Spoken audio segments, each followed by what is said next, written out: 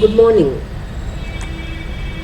Today in this class we are going to discuss about the term history. First we will discuss about the definition of history. The origin of the word history is associated with the Greek word historia, which means information or an inquiry designed to elicit truth. History has been defined differently by different scholars. Following definitions indicate the meaning and scope of history. Henry Johnson's have quoted that history in its broadest sense is everything that ever happened. V.S. Smith have defined the values and interest of history depend largely on the degree in which the present is illuminated by the past. Rapson has said, history is a connected account of the course of events or progress of ideas. The definition given by NCERT is, history is a scientific study of past happenings in all their aspects in the life of a social group in the light of present happenings. Jawaharlal Nehru has defined history as, it is a story of man's struggle through the ages against nature and the elements, against wild beasts and the jungle and some of his own kind who have tried to keep him down and to exploit him for their own benefit. History is a study of life in society in the past in all its aspects in relation to present development and future hopes. It is the story of man in time and an inquiry into the past based on evidence. Indeed, evidence is the raw material of history teaching and learning. It is an inquiry into what happened in the past, when it happened, and how it happened.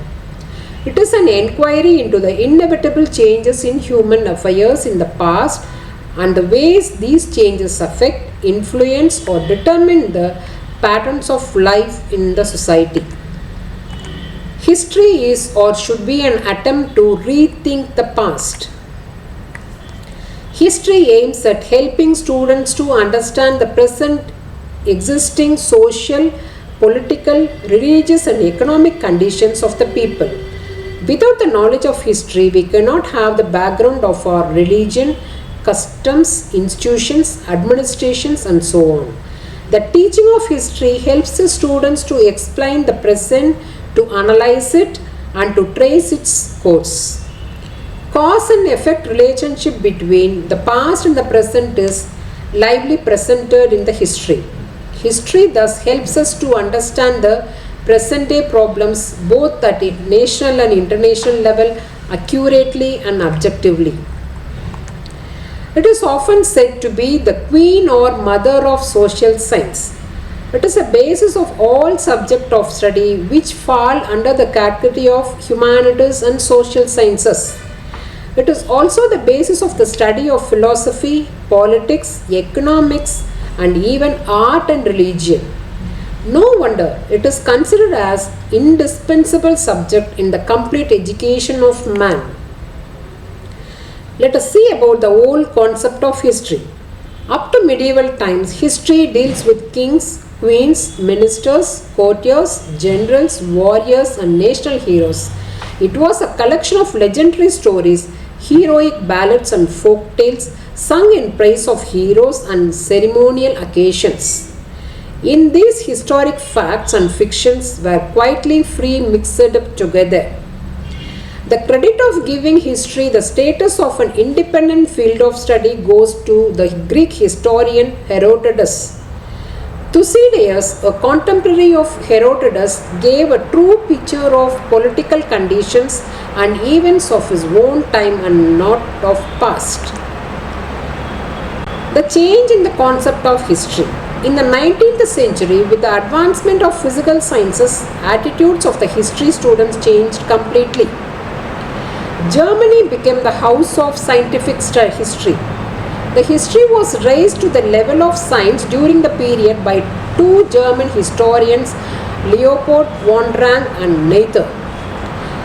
They used scientific principles and methods, so this period is known as the century of history. History emphasizes on political and military aspects of human life. Now, there was a shift from the political to economic and social aspects of man due to the influence of Karl Marx. Cultural history came to be recognized as an invaluable aspect of the achievement of mankind.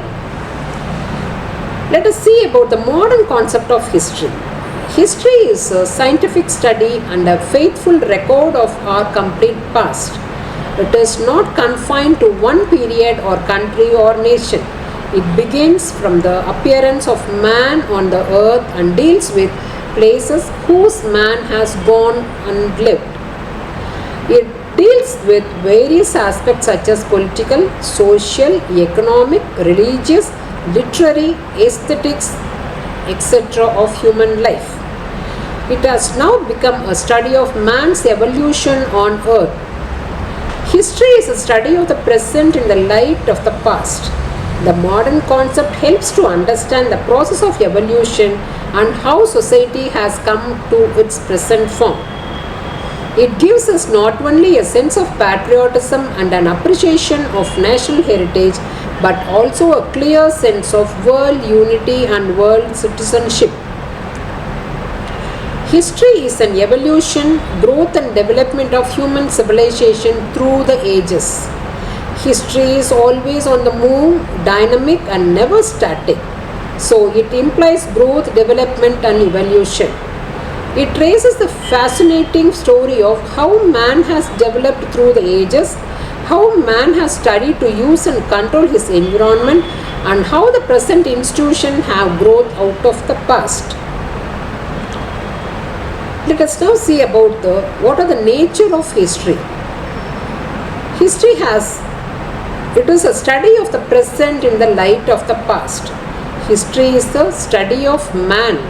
History is concerned with man in time. History is concerned with man in space.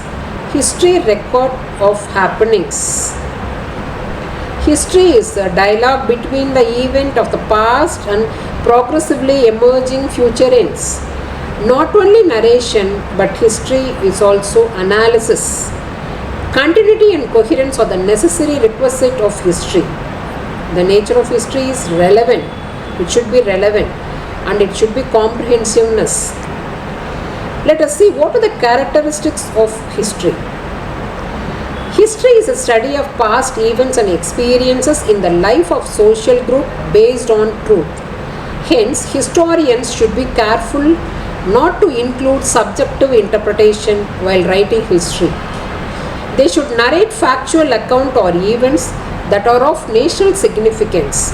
History should cover all aspects of human life, not just a part of it.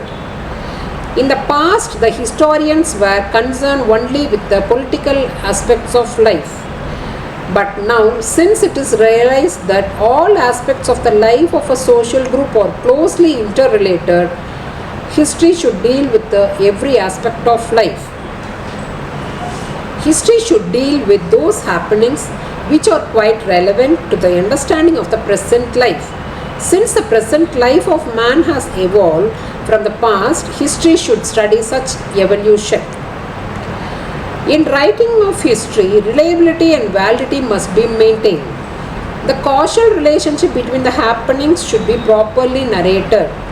While describing the causal relationship, comparison and contrast with such relationship among similar happenings in other social groups should also be narrated. While narrating history, attempts must be made to predict future happenings. Thank you, one and all.